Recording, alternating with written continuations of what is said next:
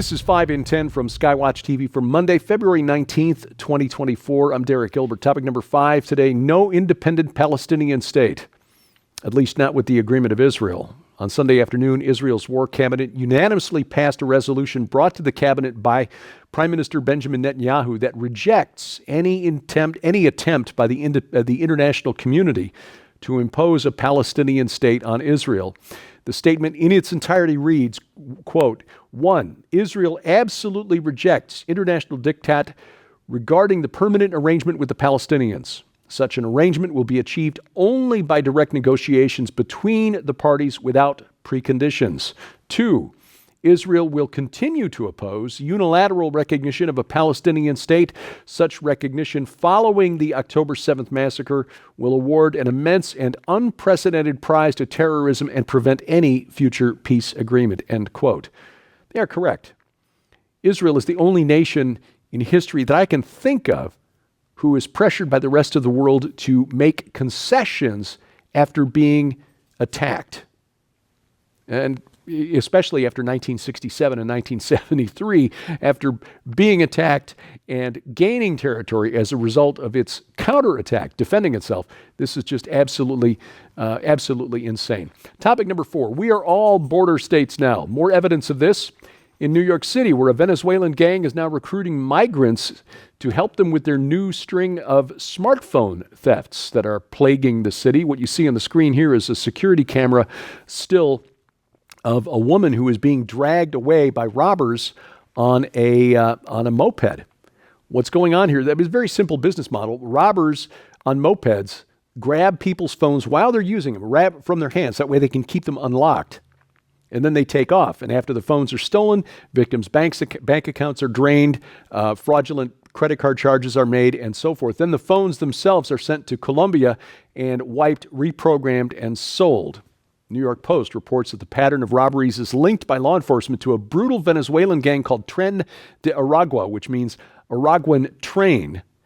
And this gang is recruiting members to New York as part of the migrant wave crossing our southern border. Now, this gang started about 12 years ago, back in 2012, among trade union members in the Aragua province of Venezuela. They saw that the construction of a new train line there in Aragua was an opportunity for grift, but it very quickly morphed into a violent gang involved in robbery, drug dealing, and human trafficking all across South America.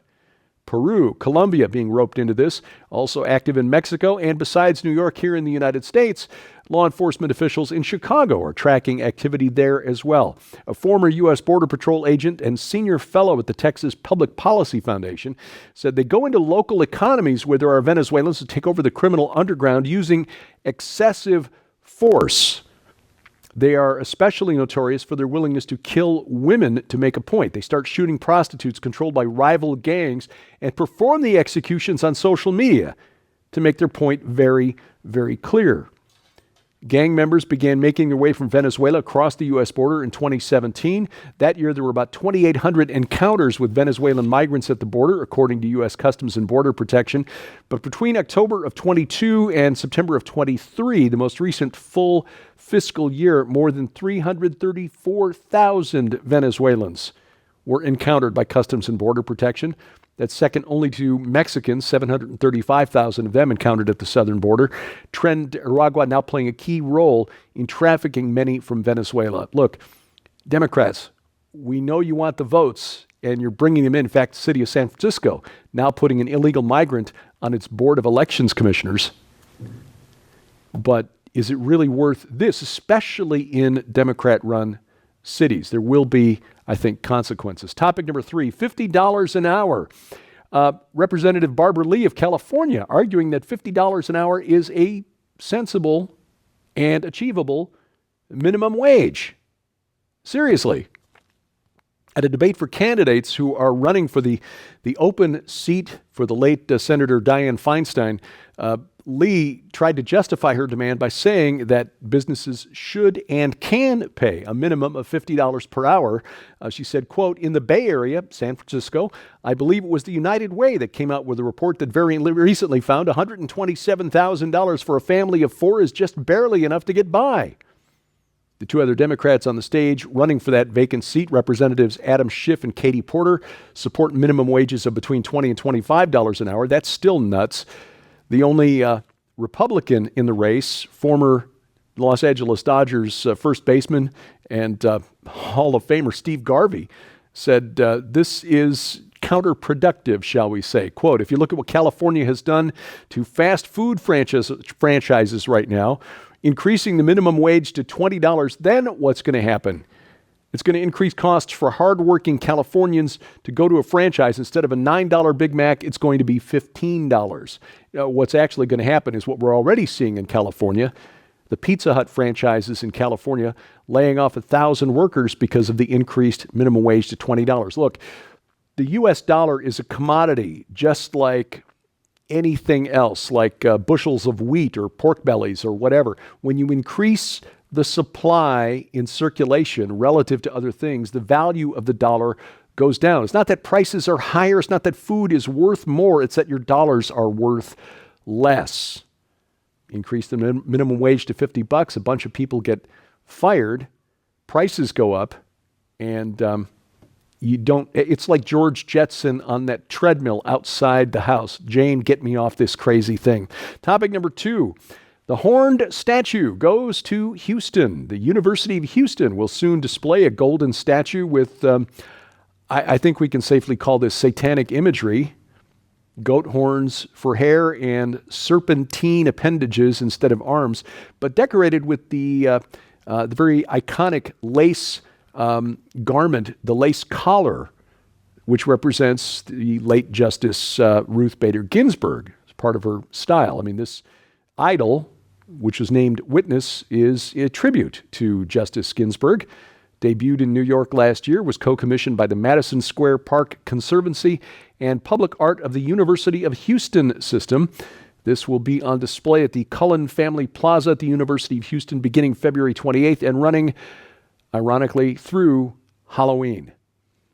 Coming up, apparently literature is racist. Why not? Everything else is. That's straight ahead on 5 and 10. Ladies and gentlemen, I want to make you aware of an opportunity to get 3 DVDs right now in the brand new Silent Pandemic collection. Now, this collection includes 3 DVDs. So let's back up just for a second.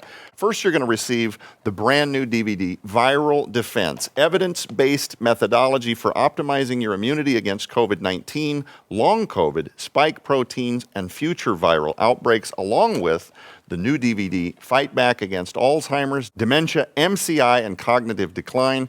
But you're also going to receive the over 5-hour DVD, My Classic Time Bomb, which features off-the-record interviews with professionals in healthcare, Dr. Matthew Sams, Dr. Ralph Umbriaco, Dr. Josh Vance, and contains the original interview with my father from a couple of years ago, where he actually talked about how he reversed his type 2 diabetes with natural supplementation and change to lifestyle. All 3 of these DVDs actually total almost 10 hours for those interested in improving their gut health, their overall immunity, learning how to watch labels and how to better navigate grocery stores, what is going on with spike proteins and shed spike protein residues, all of this anomalistic stuff that's happening out there in the stratosphere. But if you're one who does not have a DVD player, this is something I've learned over the last year or so. There's a lot of people migrating away from DVD. So Skywatch TV is also going to take this occasion to let you know that moving forward, as often as we can, which hopefully is each time we have a guest with a DVD or we put one out ourselves, we're also going to ask you to go to skywatchtv.com/stream for the streaming options. Now, this will get you out of having to pay for shipping. If you're a person who doesn't want the DVD sitting on a shelf somewhere, you're not a collector, you don't need the physical copy, but you want to see the content.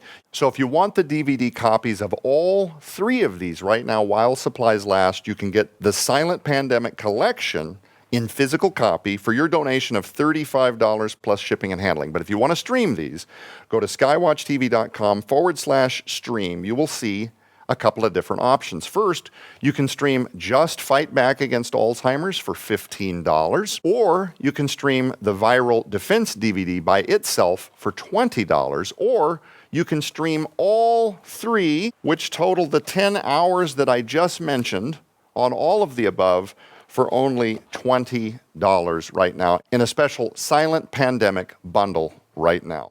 Item number 1 today, the love of literature is an example of white supremacy. This is according to a worksheet that was given out in a Seattle English class, high school English class. They're told that their love of reading and writing is characteristic of white supremacy. This is part of the Black Lives Matter at School Week. Students in the World Literature and Composition class at Lincoln High School in Seattle were given a handout with definitions of 9 characteristics of white supremacy. This obtained and distributed by talk show host Jason Rantz. Students were told that worship of the written word is white supremacy because it is, quote, an erasure of the wide range of ways we communicate with each other, end quote. I don't see how. I mean, we still talk, we still use video, we still have body language. It's not an erasure of anything, but according to whoever put this together, the written word and the study of it, excuse me, Grace, is an example of white supremacists. It also, this worksheet expresses the idea we put too much value on written communication because it's a form of, quote, honoring only what is written, and even then only what is written to a narrow standard full of misinformation and lies, end quote. No explanation of what that even means. This is not actually educating the students. This is indoctrinating the students into critical theory, the idea that in every situation of human activity, there is an oppressor and the oppressed, and we must throw off our chains. Again, apparently teaching our children to read and write is not just bad, it's evil because it's characteristic of the white patriarchy that must be overthrown. Come quickly, Lord. Well, the Countering the Darkness virtual conference coming up in less than 2 weeks. It launches on the 29th, and you can still take advantage of the this cutting-edge information. Sign up now so you don't miss a day. 90 days access to 24 presentations. And of course, this will feature the final presentation by Tom Horn. Tom recorded this last fall before he became ill, and will be featured among the presenters here. Others include Ryan Pitterson, Pastor Carl Gallups, Messianic Rabbi Zev Porat, who, by the way, those two are featured on our current program on Skywatch TV. Tell you about that in just a moment. In addition to all of these presentations, including Sharon's and mine, we will have you get access to all 6 of the Skywatch Films documentaries, feature-length documentaries. Again, 90 days access for your registration. Find out more and sign up online at defenderconference.com. This week on Skywatch TV, Messianic Rabbi Zev Porat and Pastor Carl Gallups there for Zev's new book called Blood Alliance. This is about the blood covenant that took place in the ancient world, the threshold covenant. Donna Howell has spoken about this and written about this in the past. Zev has done some just amazing research here. So these are fascinating programs that you don't want to miss. You can catch it right now at the website, skywatchtv.com. All of our video content is always there. Also, the Apple TV and Roku channels, and of course, youtube.com/@skywatchtv now, rumble.com/skywatchtv, or better yet, download our free mobile app to your smartphone or tablet, which gets you access to all of our video content, plus additional features like an audio Bible, calendar of upcoming events, and much more. It's available for iOS, Android, Amazon, Kindle Fire phones, and tablets. We've got links to the app stores at skywatchtv.com. One final note today. As you heard, of course, Grace, the rescue dog, interject here. She was noticing a reflection in the mirror I used to comb my hair before I sit down to record. I've gotten a couple of emails and saying that it is distracting when I am scratching her underneath the table. And believe me, I understand that. I do. I get it. My broadcast career goes back to 1980.